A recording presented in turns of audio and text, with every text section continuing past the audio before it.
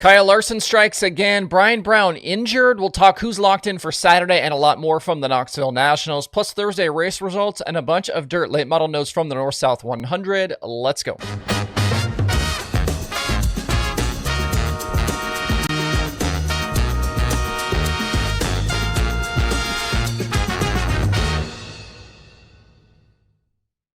It's Friday, August 8th. I'm Justin Fiedler. This is DIRTRACKR Daily presented by Kubota Genuine Parts. Today's daily show is being supported by our friends at ArrowVision. It's a big weekend for the Comp Cam's Super Dirt Series with the Clash at the Mag happening Friday and Saturday, and you can watch it all live on ArrowVision. $5,000 to win today and $12,000 to win on Saturday. Hall of Famer Billy Moyer leads the series championship at the moment with Morgan Bagley and BJ Robinson in tow. The series has seen 6 different winners so far. Moyer has 2 of those. It's going to be a great 2 days of action. ArrowVision also has Friday night racing live from Arrowhead Speedway. That program includes the All-American Sprint League, plus modified stock cars, tuners, pure stocks, interceptors, and Midwest mods. Hot laps start at 7 p.m. local time. All season long, ArrowVision is the streaming home for the Comp Cam Super Dirt Series, the All-American Outlaw Modified Series, and Arrowhead Speedway. You can grab an account and tune in over at www.ArrowVision.Live. I said the other night after the Front Row Challenge that this year was setting up very similarly to last, with Kyle Larson topping Corey Day at Oskaloosa, and that feeling persists after the second Knoxville Nationals prelim night. Last year, it was a 6 to the win charge, with Young Money leading the last 2 laps to win the prelim over Rico Abreu. And last night, it was 5th to the win, although this one felt a little bit stronger.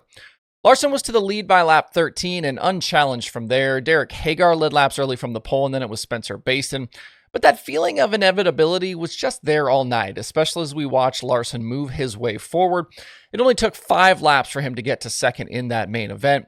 Larson didn't blow the field away in qualifying, timing in 15th of the 49 cars, but he did go out a little bit later on.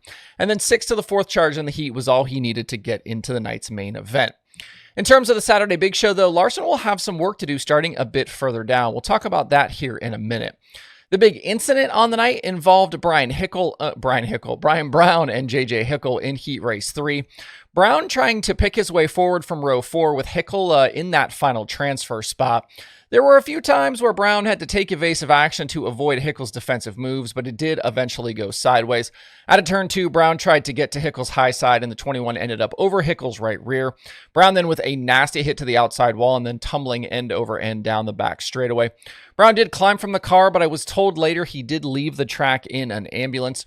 We've since learned he's got a broken right hand and a broken left wrist. His Nationals is obviously done, and likely a decent amount of what was left of his 2025 season. In the aftermath, there was a dust-up between the Matt Morrow-owned team of Hickle and Brown's crew.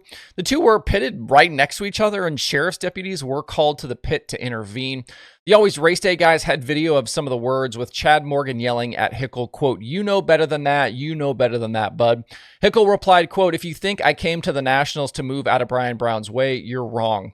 Hickle then later telling Dirt Vision's Connor Wade, quote, "The guy in back, it's kind of his job to get by me. Sorry it happened. I never went into the corner once trying to crash Brian, but he's an extremely aggressive racer. Also, we race here every week. When you miss the bottom, you slide across. I'm just playing the game that I know how to play. It sucks that it bit him, but it's bitten me a couple of times on his end too. It's just racing, man," unquote. The biggest name last night that came up short was Buddy Kofoid. He missed out on a featured transfer in the heat by 1 spot, but then started 15th in that B. He charged forward from there, but just not enough. He's one of a number of heavy hitters that will have to try again tonight. The driver who had to hustle all night and it worked out was Brad Sweet. He was quick time, but then missed the heat feature transfer. The pole of the B, though, was helpful to win it, and he hard charged from 21st to 8th in the main event. That leaves him well up in the points and set up for a good shot at his second career Nationals win. That's got to be a boost after everything that went down last weekend with all of those crew changes to that KKR 49. And talking about those points, Ryan Tim's performance the other night earned him pole position for Saturday night's finale. Carson Macedo will join him on the front row. The other 14 locked in are Logan Schuchart, Brad Sweet, Sheldon Hodenshield, Corey Day, Rico Abreu, Emerson Axum, Kyle Larson, Justin Peck, Garrett Williamson, Austin McCarl, Bill Baylog, Gio Selzy, Cameron Martin, and Spencer Basin. And they will start in that order. The guaranteed B main starters are Chris Wyndham, Brent Marks, Jack Anderson, James McFadden, Linton Jeffrey, Parker Price Miller, Sam Hafertepe, Brock Zierfoss, Danny Dietrich, and Derek Hagar. Everyone else will try again tonight on Hard Knox Friday. That Saturday B is going to fill the feature spots 17 through 20.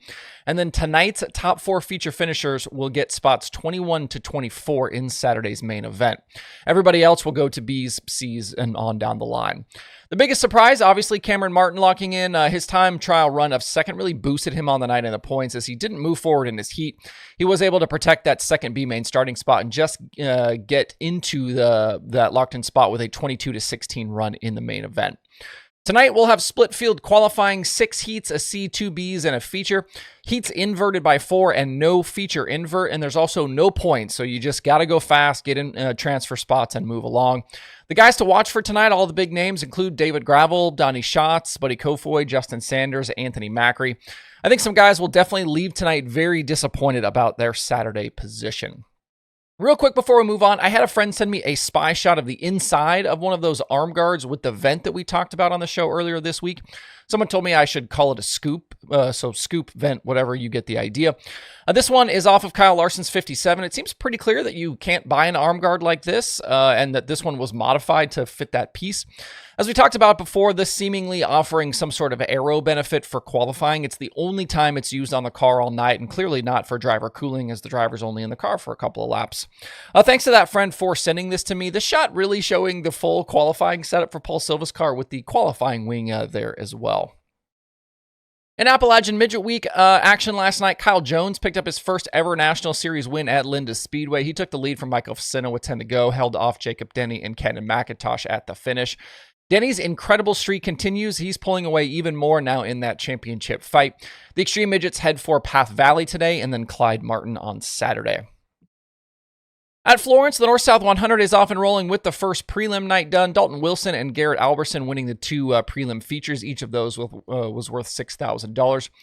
Remember, these first 2 nights are split field prelim with everybody earning points to then set Saturday's heat race lineups.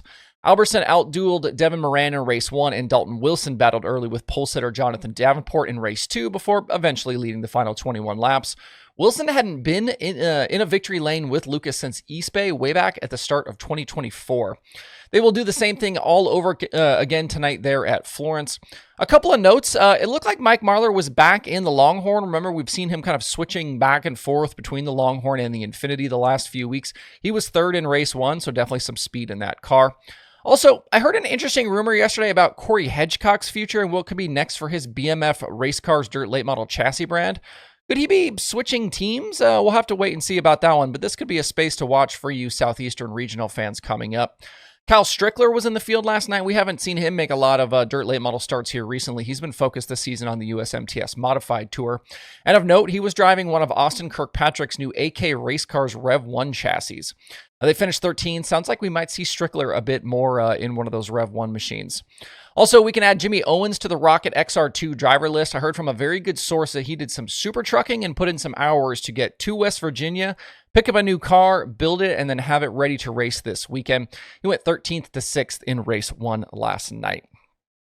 If you're looking for some other dirt late model options tonight, there's the aforementioned Comp Cams Clash at the Mag. You've also got Ironman at Millstream. There's Mars at Sycamore. Get a full look at your Friday night streaming options. Head over to DIRTRACKR.com/watch tonight. We will call it a day right there. Stick around as we will likely be doing a Saturday Daily Show as well to get you ready for the Knoxville Nationals finale, the North-South 100, and more. So keep an eye out for that tomorrow. Hope you guys have a great Friday out there. We'll see you right back here tomorrow.